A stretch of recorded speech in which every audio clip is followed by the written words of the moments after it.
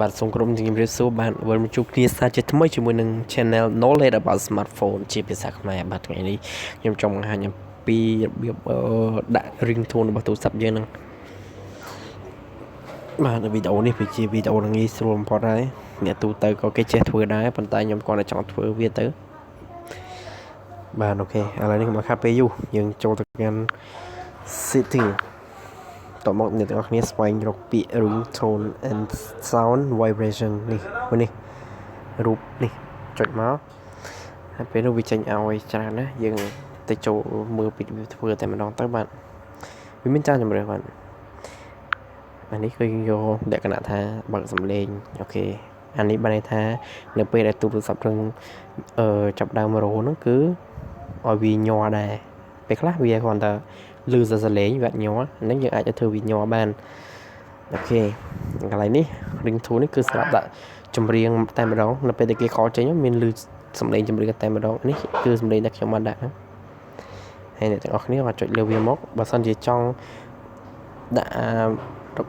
សំឡេងទូរស័ព្ទនៅក្នុងគ្រឿងទូរស័ព្ទតែម្ដងអាចជ្រើសរើសបាននេះនៅលើនេះតែបើសិនជាចង់ដាក់ចម្រៀងខ្លួនឯងសូមឲ្យអ្នកទាំងនេះចុចកន្លែងនេះបូកនេះគេដាក់ add from device storage នេះ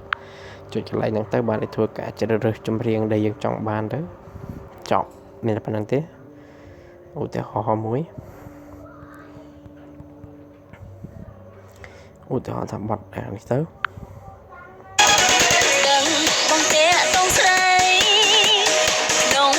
ចុចកន្លែងនេះបានឲ្យវាលេងសាក់ដើម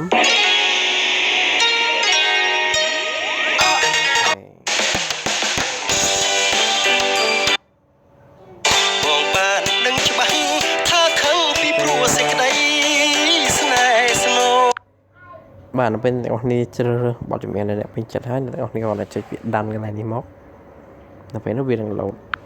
ឲ្យតែ ringtone តែម្ដងបានអានេះគឺជាសំឡេងវាផ្ញើសារមកបាទ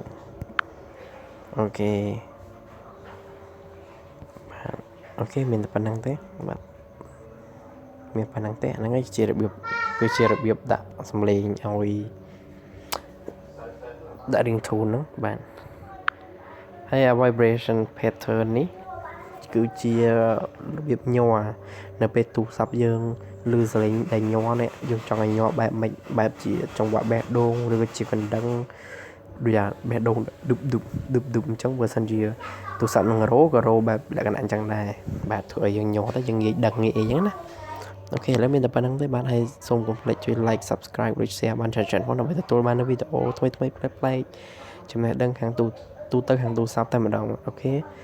ហើយក៏ដល់ពេលវេលាដែរបាទសូមអរគុណសូមគោរពជម្រាបលាបាយបាយ